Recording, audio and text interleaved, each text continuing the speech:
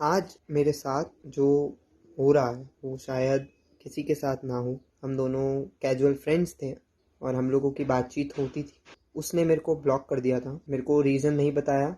तो उसके पास मेरे नाम से लेटर्स जाने लगे जिसके अंदर गाली गलौज और सारी चीज़ें लिखी गई थी। मेरे में मेंटली तथा फिजिकली मेरे बाल पकड़े गए और मेरे को टॉर्चर किया गया कि मैं एक्सेप्ट करूं कि ये लेटर मैंने लिखा है। और उन्होंने मेरे को ये तक बोल दिया कि मैं अगर एक्सेप्ट नहीं करूंगा तो देन ही विल रस्टिकेट मी। 7 जुलाई को मेरे को रस्टिकेट कर दिया गया स्कूल से। हाय, मैं मेहुल भटनागर सेंट्रल एकेडमी पाल जोधपुर का क्लास 12th का स्टूडेंट हूँ। और आज मेरे साथ जो हो रहा है वो शायद किसी के साथ ना हो, क्योंकि आज मैं जिस मेंटल चीज़ से गुज़र रहा हूँ वो शायद नहीं हो सकती किसी के साथ। आज मेरे ऊपर फेक आरोप लगाए गए हैं एक लड़की द्वारा कि मैंने उसके साथ छेड़छाड़ करी तथा उसके साथ गलत हरकत करने की कोशिश करी। वो मेरी क्लासमेट है और हम दोनों एक क्लासमेट होने के नाते हम दोनों कैजुअल फ्रेंड्स थे और हम लोगों की बातचीत होती थी। परंतु जब से 25 मई के बाद से उसने मेरे को ब्लॉक कर दिया था। मेरे को रीज़न नहीं बताया। मेरे को ये बोला गया कि उसके पास कॉल्स आते थे मेरे नाम से कि मैं उसके बारे में अफवाहें उड़ा रहा हूँ, जबकि ऐसा कुछ नहीं है।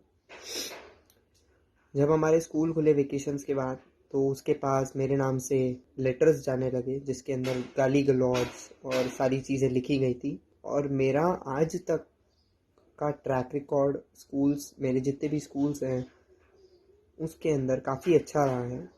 मैं हमेशा अपने आप को बेस्ट साबित करने के लिए कोशिश करता रहा हूँ। एंड अभी तक के ट्रैक रिकॉर्ड को देखते हुए भी मेरे पे ये आरोप लगाए गए हैं कि मैं कभी ऐसा नहीं कर सकता, परंतु मेरे को फंसाया जा रहा है। 28 जून को उसको सबसे पहला लेटर मिला जिस दौरान मैं हिस्ट्री का एग्ज़ाम लिख रहा था। मेरे को नहीं पता किसने लिखा, बट उसके द्वारा ये बोला गया कि मैंने लिखा है या मैंने लिखा है। मेरे पे स्कूल के जो हमारे पीटीआई हैं हरीश सिंह इंदा, उनके द्वारा प्रेशर बनाया गया मेरे पे। मेरे में मेंटली तथा फिजिकली मेरे बाल पकड़े गए और मेरे को टॉर्चर किया गया कि मैं एक्सेप्ट करूं कि ये लेटर मैंने लिखा है। और उन्होंने मेरे को ये तक बोल दिया कि मैं अगर एक्सेप्ट नहीं करूंगा तो देन ही विल रस्टिकेट मी। और जो कि 5 दिन बाद हुआ। 7 जुलाई को मेरे को रस्टिकेट कर दिया गया स्कूल से। और स्कूल में बिना जांच, बिना पड़ताल, बिना किसी वैलिड रीज़न के, जस्ट बिकॉज कि लड़की के फादर का प्रेशर था कि आप लड़के के खिलाफ़ एक्शन लीजिए वरना हम लोग इस स्कूल की रेपुटेशन को ख़राब कर देंगे या अन्यथा लीगल या मीडिया को बुला लेंगे। जबकि स्कूल रेपुटेशन ख़राब होने से बचने के लिए उन्होंने मेरे पे एक्शन लिया, जो कि गलत था। मैंने तब भी अपने पेरेंट्स को आगाह किया कि आप अभी लीगल एक्शन ले लीजिए, परंतु उन्होंने किसी भी बच्चे के फ्यूचर ना ख़राब होने के कारण नहीं लिया। परंतु आज जो मेरे साथ हो रहा है वो मेरे फ्यूचर को ख़राब ही कर रहा है। हम लोगों ने बहुत बार सोचा उस लड़की के लिए कि शायद उसका फ्यूचर ख़राब ना हो, हम क्यों करें। परंतु उसने एक बार भी, उसके फादर ने भी एक बार भी ये नहीं सोचा कि वो मेरा फ्यूचर ख़राब कर। और मेरे स्कूल के रस्टिकेशन के बावजूद उस लड़की के बैग में लेटर्स डाले जा रहे थे। और इस बार मेरी मदर के नंबर्स और बहुत सारे गाली गलौज तथा गंदी लैंग्वेजेस लिखी गई थी। और स्पेशली हम लोगों ने उस टाइम हमारी जो सेंट्रल एकेडमी पाल की प्रिंसिपल हैं मिस ममता शाह मैम, उनको भी आगाह किया कि आप जांच करें। अगर जांच में मैं निकलता हूँ तो मैं खुद रस्टिकेशन एक्सेप्ट करके निकल जाऊँगा। परंतु मैम ने ही साफ इनकार कर दिया कि हम जांच नहीं करेंगे, हमारे स्कूल की रेपुटेशन है, हमारी स्कूल की रेपो ख़राब हो जाएगी। दैट्स हम लोगों ने बिना जांच किए मेरे को रस्टिकेट किया। और आगे भी लेटर्स आते गए और मेरे को निर्दोष साबित करने का मौका नहीं दिया गया। मेरा पक्ष बिना सुने जाने उन लोगों ने निष्पक्ष जांच भी नहीं की और ये बात, आज मामला इतना बढ़ गया है कि ये मामला पुलिस तक पहुंच चुका है। मैं 1 महीने तक इंदौर में रहा। उस दौरान भी उस लड़की के घर के अंदर लेटर्स डाले गए और उस लेटर्स के अंदर गंदी लैंग्वेज तथा गंदी धमकियाँ, साथ ही साथ गंदी चीज़ें रखकर भी भेजी गई, जबकि मैंने साफ कह दिया कि मैं इस दौरान शहर में ही मौजूद ही नहीं हूँ, तो मैं कैसे लिख सकता हूँ। परंतु उस लड़की के अनुसार मैं उसके घर के आसपास घूम रहा था इंदौर से आने के बाद। उस लड़की ने क्लेम किया कि मैं उसके घर के आसपास हूँ, जबकि हमारे पास सारे प्रूफ तथा एविडेंसेस हैं कि मैं उसके घर के आसपास नहीं हूँ, मैं अपने घर के अंदर बैठा हूँ। परंतु पुलिस तथा लड़की के फादर या कोई भी प्रशासन हमारी बात नहीं सुन रहा है। 24 अगस्त को पुलिस ने मेरे को गिरफ्तार किया जस्ट बिकॉज कि लड़की के फादर ने कंप्लेन की कि इसने लेटर डाला है और उस लेटर में उस लड़की को एक एसिड अटैक की धमकी दी गई थी, जो कि मैंने नहीं लिखी, ना मेरे को पता। परंतु पुलिस ने बिना जांच किए, बिना मेरा पक्ष सुने मेरे को क्रिमिनल घोषित कर दिया। सीआई साहब, उन्होंने भी मेरे को काफ़ी गंदी लैंग्वेजेस में गालियाँ दी, काफ़ी गंदा बोला और मेरी मम्मी को भी मेंटली हरास करके काफ़ी गंदी गालियाँ दी कि आपका बेटा क्रिमिनल है, और बिना किसी जांच किए उन्होंने जजमेंट सुना दिया। तथा हेड कांस्टेबल शास्त्री नगर थाने के, वो भी बिना मेरे पक्ष सुने मेरे को दोषी करार दिया और मेरे को 1 दिन के लिए लॉकअप में डाल दिया। और लॉकअप में डालने के लिए उन्होंने एक फेक रिपोर्ट बनाई, जिस रिपोर्ट में ये लिखा गया कि मैं पुलिस थाने के अंदर विपिन आसोपा पे उग्र हो गया या एग्रेसिव होके मारधाड़ करने लगा, जबकि बड़ा से बड़ा गुंडा भी थाने में कोई ऐसी हरकत नहीं कर सकता। ये मेरे को भी पता है, मेरा भी फोकस। परंतु मेरी ज़मानत के बाद भी उसके पास कंटिन्यूसली लेटर्स गए। उन लेटर्स में एसिड अटैक, रेप, मर्डर और अन्यथा काफ़ी चीज़ें लिखी गई थी, जो कि मैंने नहीं लिखी, परंतु उस लड़की के अनुसार मैंने लिखी है और मेरे द्वारा लिखाई गई है। उस लड़की ने बिना कोई जांच किए, बिना कुछ किए मेरे पे एफआईआर लॉन्च करवा दी पॉक्सो एक्ट के तहत। और ये एक्ट बेशक वुमेन सिक्योरिटी, चाइल्ड सिक्योरिटी के लिए बहुत अच्छा है, परंतु इसकी वजह से काफ़ी बेगुनाह लड़के फंसे जाते हैं, जैसे कि मैं।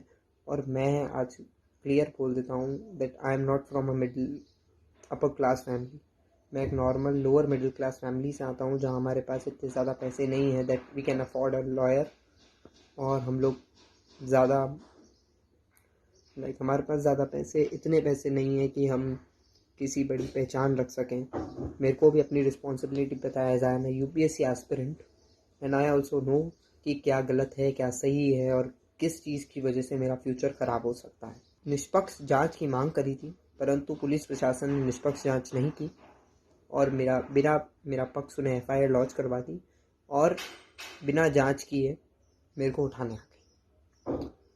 उस लड़की के अनुसार एफआईआर के अंदर जो जो तारीखें, जो जो हरकतें हुई हैं, वो लड़का कोई भी, मेरे जैसा लड़का कोई सोच भी नहीं सकता, ऐसी गंदी हरकतें लिखी गई हैं। और जिस दौरान ये हरकतें उस लड़की के साथ की गई हैं, उस तारीख को मैं अपने घर पे लाइब्रेरी के अंदर मौजूद हूँ। हमारे पास सारे प्रूफ तथा एविडेंसेस होने के बावजूद भी हमको झुटलाया जा रहा है। हमको ये कहा जा रहा है कि आपका बेटा है। हमारा प्रूफ, हमारे एविडेंस कोई नहीं देख रहा है। पुलिस प्रशासन तथा स्कूल प्रशासन हमारी बात नहीं सुन रहा है। स्पेशली स्कूल में प्रिंसिपल मैम हमारी पक्ष नहीं रख रही है और ना ही उन्होंने जांच करी। इस दौरान ये मामला बढ़ा। मेरे टीचर हरी सिंह इंदा, उन्होंने भी मेरे पे काफ़ी मेंटली और फिज़िकली टॉर्चर करके प्रेशराइज़ किया कि मैं एक्सेप्ट करूं। और पुलिस में मजीद खान और पुलिस के सीआई जोगिंदर सिंह जी, उन्होंने भी मेरे पे काफ़ी मेंटली और फिज़िकली प्रेशर बनाया कि मैं ये एक्सेप्ट करूँ, ये सब मैंने लिखा, जबकि मैंने ऐसा कुछ नहीं किया। मैं भी इतना रिस्पॉन्सिबल हूँ और मैं एक नॉर्मल घराने से आता हूँ, इसलिए मैं बस इतना कहना चाहूँगा कि ये जो बातें हैं, ये सारी चीज़ें हैं, ये सारी मेरे द्वारा नहीं की गई हैं, परंतु आज हमारे पास प्रूफ, एविडेंस होने के बावजूद हमको क्रिमिनल बोला जा रहा है तथा लड़की की फेमिनिज्म के तहत लड़की की सिर्फ बात सुनी जा रही है, हमारी बात नहीं रखी जा रही है। और आज मेरी फैमिली में जो मेंटली और फिज़िकली हालत है वो बहुत ही ज़्यादा ख़राब है। बात यहाँ तक पहुँच गई है कि मेरी माँ, मेरी मौसी, मेरी फैमिली काफ़ी ज़्यादा बीमार पड़ रही है। और आज मैं क्लियरली बोल देता हूँ दैट कि अगर फ्यूचर में कुछ भी ऐसा कुछ मेरे साथ गलत होता है या मैं कोई गलत कदम उठाता हूँ तो उसकी जिम्मेदारी स्कूल प्रशासन, पुलिस प्रशासन की हो। मैं एक निष्पक्ष जांच कराने की मांग करता हूँ और मैं उस जांच में पूर्ण सहयोग देने की आश्वासन देता हूँ कि मैं पूर्ण सहयोग दूंगा उस जांच को। और अगर मैं दोषी पाया जाता हूँ तो मैं खुद पुलिस के पास पुलिस से खुद कड़ी से कड़ी सज़ा मांगूंगा। परंतु मैं यही चाहूँगा कि जो लोगों के नाम एफआईआर के अंदर हैं उनके खिलाफ कड़ी से कड़ी कार्रवाई हो अगर वो दोषी पाए जाते हैं। मैं निष्पक्ष जांच कराने के लिए बोल रहा हूँ, चिल्ला रहा हूँ, पर कोई मेरी बात नहीं सुन रहा है और इसीलिए आज ये मामला इतना बढ़ चुका है। Just because I am a boy, एक लड़का होने के नाते मेरी बात कोई नहीं सुन रहा है। हर लड़का एक बराबर नहीं होता और आज सिर्फ लड़कियों की बात रखी जा रही है। बेझिझक ये एक्ट काफ़ी अच्छा है, परंतु इस एक्ट के तहत काफ़ी लड़के जो होते हैं वो गलत स्टेप उठा के उनकी फैमिली का और उनका खुद का करियर ख़राब हो सकता है, हो जाता है। इसलिए मैं चाहता हूँ कि मेरे जैसे लाखों बच्चों का करियर ख़राब ना हो, इसलिए इस एक्ट के तहत आप निष्पक्ष जांच कराएं और अगर उस जांच में मैं दोषी पाया जाता हूँ तो मेरे खिलाफ कड़ी से कड़ी सज़ा दी जाए। मैं बस इतना कहूँगा कि आज मेरे को आप लोग खुद डिसाइड करिए कि कौन सही है और कौन गलत। मैं वापस दोहराता हूँ कि मैंने अगर कोई भी गलत कदम उठाया तो इसकी जिम्मेदारी स्वयं पुलिस तथा स्कूल प्रशासन की ही होगी, क्योंकि अगर वो निष्पक्ष जांच कर लेंगे तो मैं दोषी नहीं पाया जाऊँगा और मेरा करियर बच जाएगा। मैं बस यही गुहार करूँगा कि आप लोग एक बार जांच करिए तथा दोषियों को कड़ी से कड़ी सज़ा दी जाए। धन्यवाद।